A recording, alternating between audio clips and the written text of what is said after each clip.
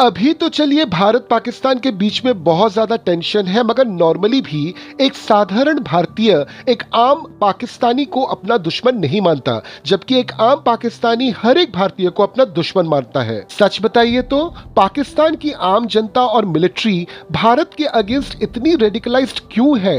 क्या इसको जानने का मन नहीं करता आपका? तो चलिए आज की वीडियो में इसी चीज को समझते हैं। वीडियो अच्छा लगा इसको लाइक कीजिए, शेयर कीजिए, चैनल को जरूर सब्सक्राइब कीजिए। पाकिस्तान का जन्म 1947 में टू नेशन थ्योरी के आधार पर हुआ, जो पूरी तरह से धर्म पर बेस था, और इसके बाद से ही पाकिस्तानियों ने हिंदू बहुल भारत को अपना दुश्मन मानना शुरू कर दिया। 1947 से शुरू करके 2025 तक पाकिस्तान ने धर्म के आधार पर कश्मीर पर हमेशा अपना दावा किया। 2025 में भी पाकिस्तान के सेना प्रमुख जनरल असीम मुनीर ने कश्मीर को लेकर बड़े भड़काऊ भाषण दिए। इससे तनाव बढ़ा। इस तरह के भड़काऊ भाषण और सोच पाकिस्तान में एक आम बात है, जिसके कारण वहां की आम जनता भी भारतीयों के प्रति रेडिकलाइज्ड सोच रखती है।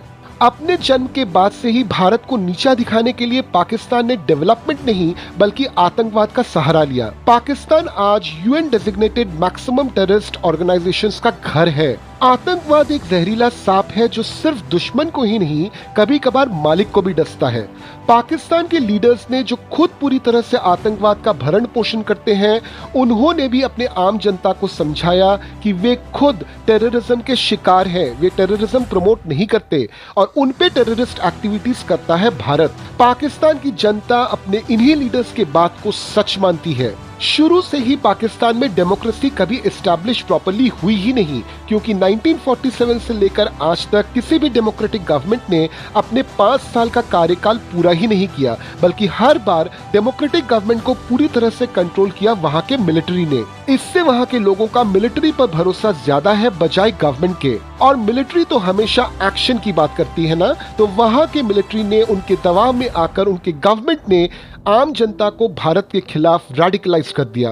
पाकिस्तान के स्कूल और मदरसों में भारत को एक दुश्मन के रूप से पढ़ाया जाता है। वहां के बच्चों को एक अलग ही इतिहास पढ़ाया जाता है, जिसके कारण उनको पता ही नहीं चलता कि भारत के ही एक हिस्से को अलग करके उसका नाम पाकिस्तान रखा गया था, और इसलिए दोनों देशों का इतिहास एक ही है। अपनी पहचान को भारत से अलग करने के होड़ में पाकिस्तान के कई जनरेशंस पूरी तरह से रेडिकलाइज हो गए। पाकिस्तानी न्यूज चैनल्स, अखबार, सोशल मीडिया, मूवी, ड्रामास, इन सब में भारत को एक गलत तरीके से पेश किया जाता है, और हर बार भारत को पाकिस्तान के वजूद के लिए एक खतरे के हिसाब से दिखाया जाता है। इस बात से ऑब्वियसली एक आम पाकिस्तानी एक भारतीय के प्रति रेडिकलाइज्ड सोच रखता है। पाकिस्तान एक ऐसा इस्लामिक मुल्क है जहां पे धार्मिक पुस्तकों का इंटरप्रिटेशन पूरी तरह से पॉलिटिकल और मिलिट्री मोटिव से प्रेरित है।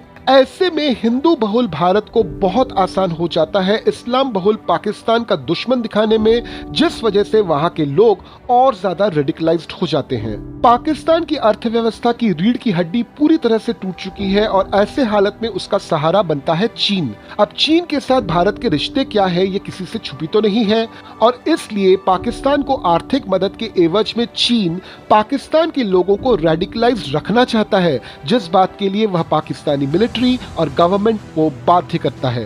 पाकिस्तान का मिलिट्री बजट उसके आर्थिक स्थिति के कंपैरिजन में बहुत बड़ा है। 2024-25 में ये $7.8 बिलियन का था, जो जीडीपी का लगभग 4% है, जबकि शिक्षा और स्वास्थ्य में पाकिस्तान खर्च करता है 1.7% एंड 0.8% ओनली। ये दिखाता है कि सेना की प्राथमिकता देश के विकास से ज्यादा युद्ध और उग्रवाद पर है। हर देश खुद को और अपने देशवासियों को एक बेटर फ्यूचर देने के लिए कुछ प्लानिंग करता है, और हमने अच्छी तरह से देख लिया कि पाकिस्तान की प्लानिंग क्या है। पाकिस्तान की पूरी कहानी को देखकर एक चीज है जो भारतीयों को सीखनी चाहिए कि अगर किसी भी तरह का रेडिकलाइजेशन हम अपने आप में बसने देते हैं, तो इससे न केवल हमारा बल्कि हमारे देश का भी हाल बेहाल हो जाएगा। कमेंट सेक्शन में हमको जरूर बताइए कि आपको कंटेंट कैसा लगा। एक दूसरे टॉपिक के साथ एक दूसरे वीडियो में हम फिर आपसे मिलेंगे। जय हिंद।